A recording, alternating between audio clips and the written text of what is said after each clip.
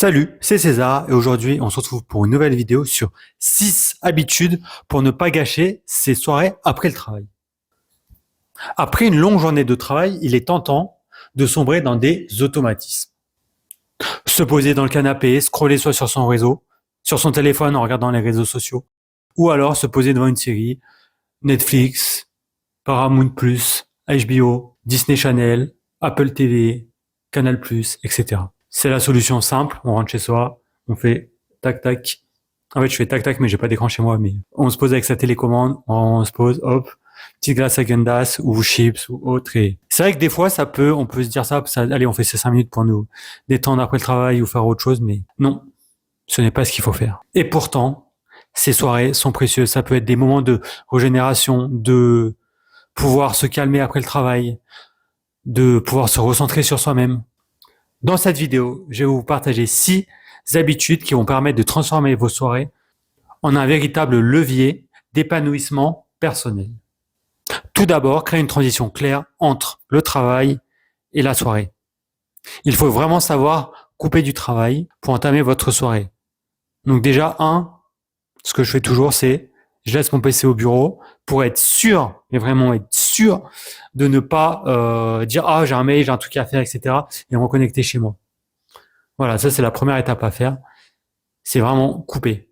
Vous êtes chez vous, le travail c'est terminé. En effet, il est essentiel d'avoir une rupture claire entre votre journée de travail qui est au travail et votre soirée. Cela peut se traduire par des choses simples. Déjà, se changer. En effet, pour moi, là vous voyez, je suis en sweat, survêt et tout, c'est que je fais la distinction entre aller au travail, donc je m'habille soit de manière formelle, soit de manière un peu plus informelle, soit chemise jean, soit polo, petit pull et jean, etc. Et après, quand c'est le soir, je suis soit en survêt, et le week-end, je me balade toujours soit en survêt ou en short l'été. Mais je fais vraiment une distinction claire entre mes habits de travail et comment je suis le soir chez moi.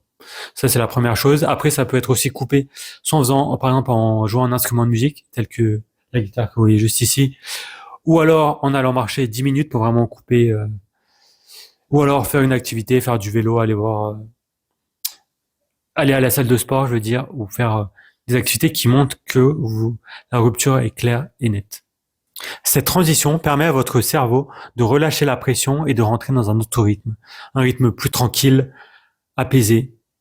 Mon deuxième point, c'est de couper les écrans pendant 1 heure, voire 2 heures, voire toute la soirée. Les écrans captent notre attention et notre énergie mentale. Accordez-vous 1 heure en rentrant du travail, sans téléphone, sans TV, sans série, sans appareil électronique. Utilisez ce temps pour lire, cuisiner, jouer d'un instrument de musique, ou tout simplement rien faire, vous poser. Grâce à Dieu, j'ai la chance d'avoir une terrasse, et donc moi, des fois, je me pose sur la terrasse et je regarde à l'horizon.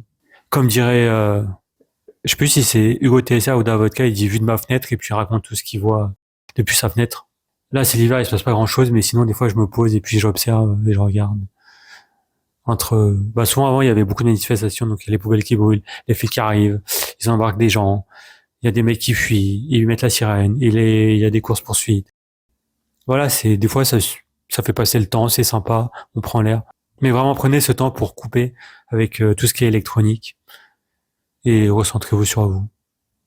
Faites des étirements aussi, ça peut être une autre solution ou un conseil. Vous serez surpris de la qualité de présence que cela vous apporte. Ce qui fait le lien avec le deuxième point, c'est mon troisième point qui est planifier une micro-habitude intentionnelle.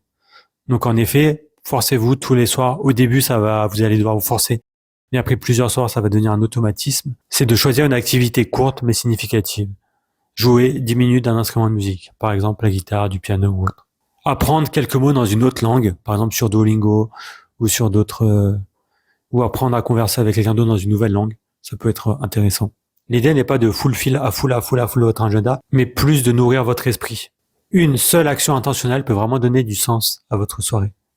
Ou même, comme action intentionnelle, ça peut être cuisiner pour 4 à 8 personnes, 6 personnes, des gens que vous voulez inviter, avec qui vous voulez manger, passer du temps, donc comme ça.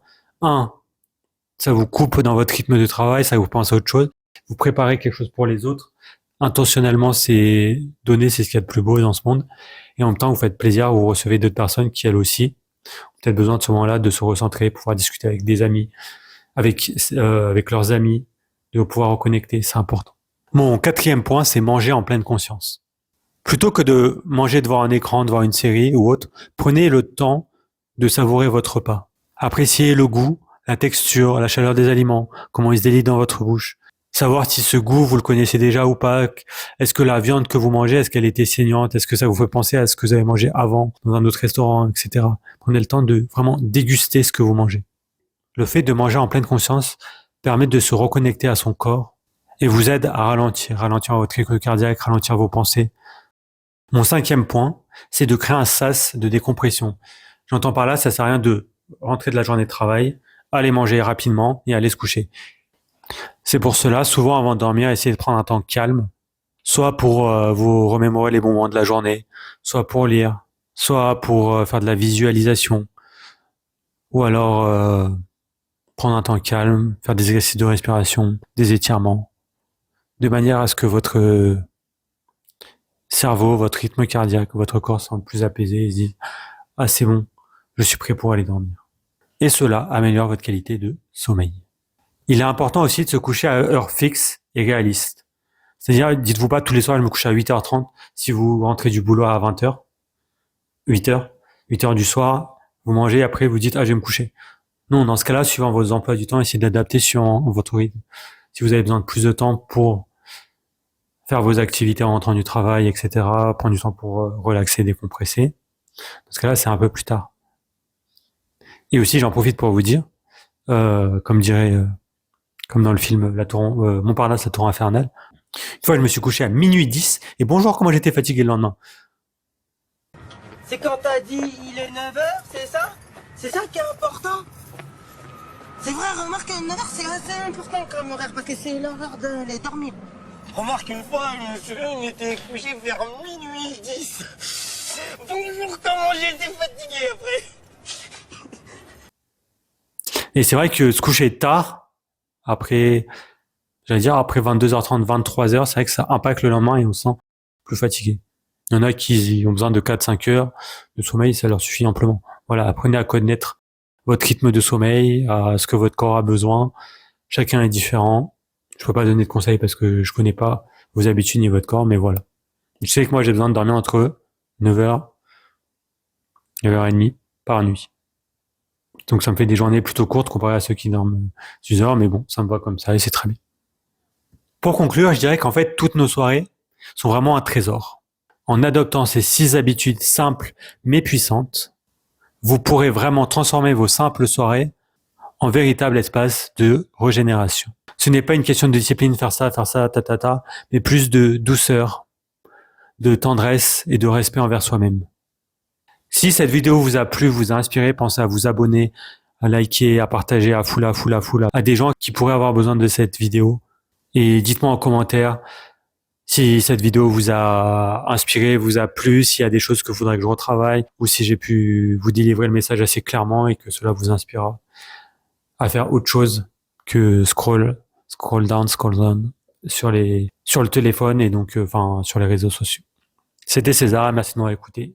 On se retrouve de l'autre côté. Ciao, ciao.